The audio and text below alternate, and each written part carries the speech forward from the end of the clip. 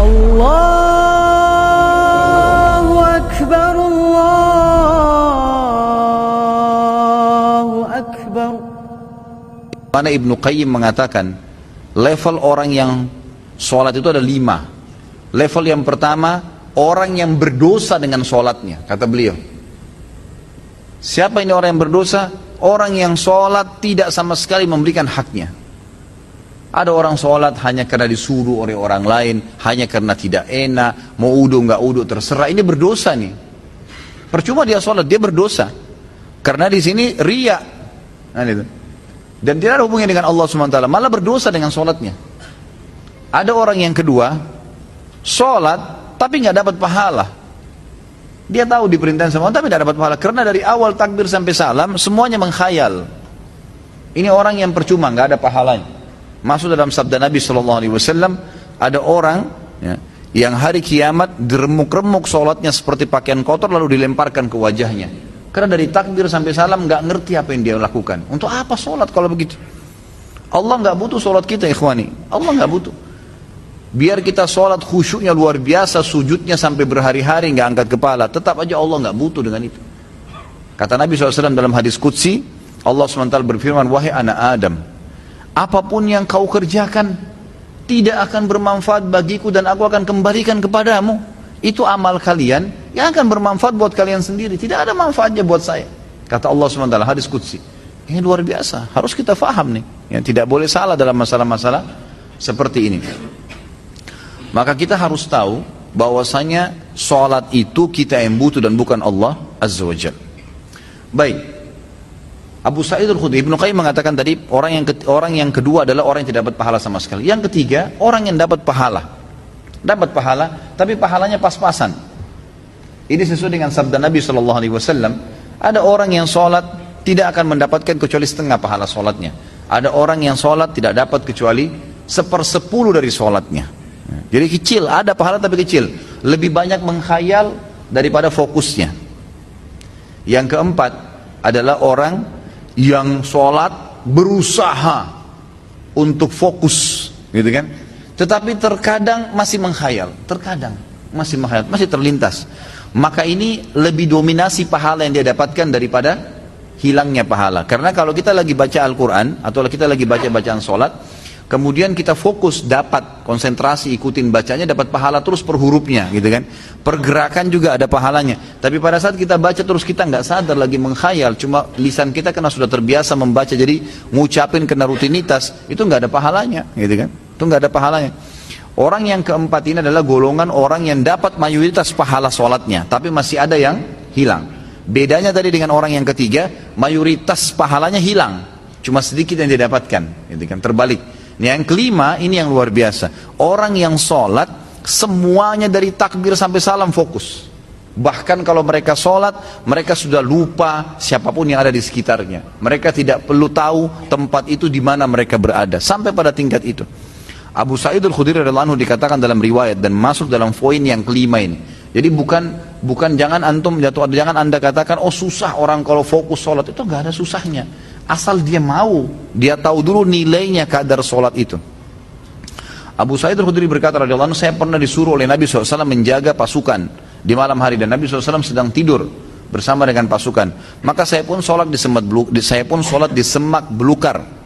Pada saat saya lagi sholat, tiba-tiba ada mata-mata musuh dari jauh itu yang memanah ke arah saya dan tepatnya jatuh di jantung saya.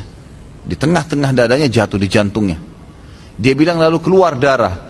Tetapi pada saat itu saya sedang sangat menikmati surah Al-Kahfi yang saya baca, sehingga saya tidak merasakan perihnya dan sakitnya anak panah itu.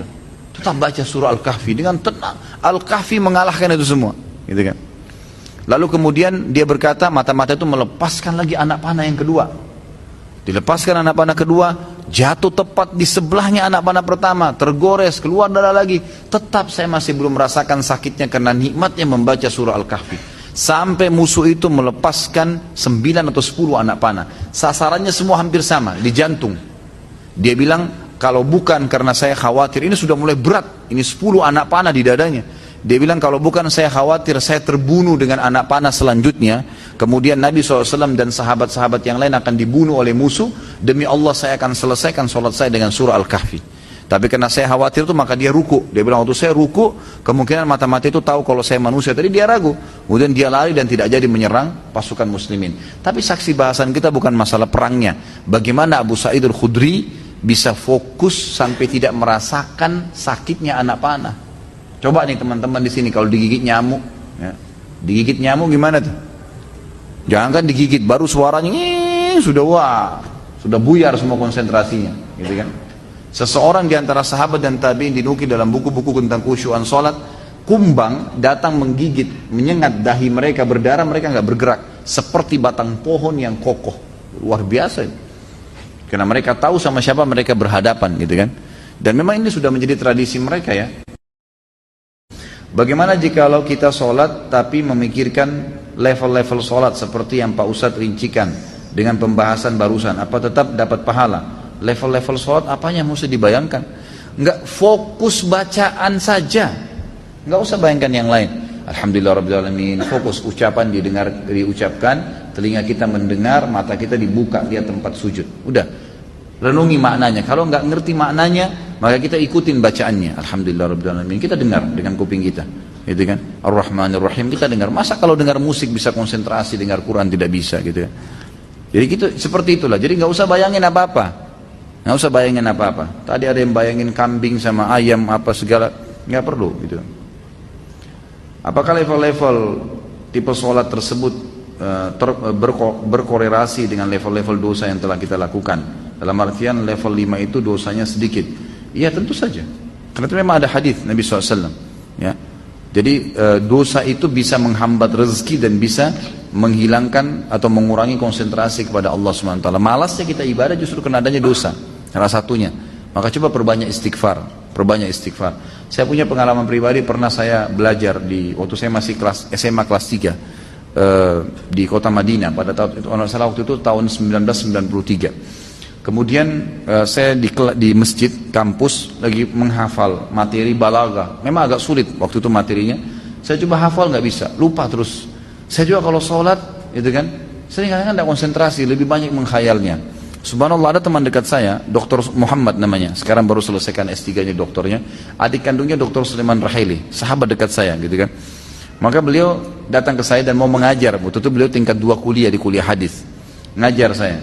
Sebelum buka buku balaghah itu, saya dari asar nih sudah baca nggak faham-faham, dari habis duhur malah, pulang dari kelas ujian saya baca sampai menjelang isya belum faham. Habis isya dia datang ngajar saya, terus saya tanya, akhi, apa sih sebenarnya penyebabnya? Saya kalau sholat nggak konsentrasi, baca buku nggak bisa hafal-hafal. Dia ucapin kalimat subhanallah menyentuh saya. Dia bilang mungkin kamu masih punya dosa. Padahal waktu itu saya masih kelas 3 SMA dan ini teman-teman perlu tahu ya, saya SMA itu di Madinah. Di Madinah itu nggak ada bioskop, nggak ada karaoke, perempuan semua bercadar, pakai jilbab. Hiburan kami itu dulu kampus, Masjid Nabawi, gitu kan. Kalaupun kita masuk ke mall, ke pasar-pasar nggak ada musik, beli kebutuhan. Kemudian pulang ke kampus, nggak ada celah yang kita katakan ada dosa kayak di Indonesia, orang yang masya Allah SMA-nya di sini luar biasa kemana-mana, tapi itu saja masih cukup membuat saya tidak bisa khusyuk gitu. Lalu dia bilang, coba akhi, ente istighfar kepada Allah SWT, kemudian coba sholat, ya kan? Mungkin tujuan dia waktu itu mengajak untuk sholat taubat ya. Ada hadis Nabi SAW riwayat Abu Daud dengan sanad hasan.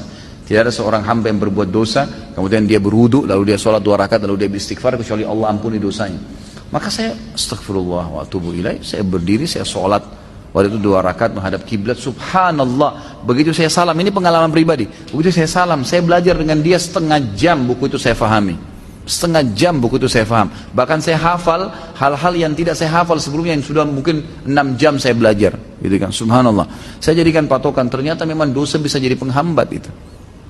Maka makin pekah, makin dekat dengan Allah SWT, maka makin berpengaruh kehusyuan tentunya.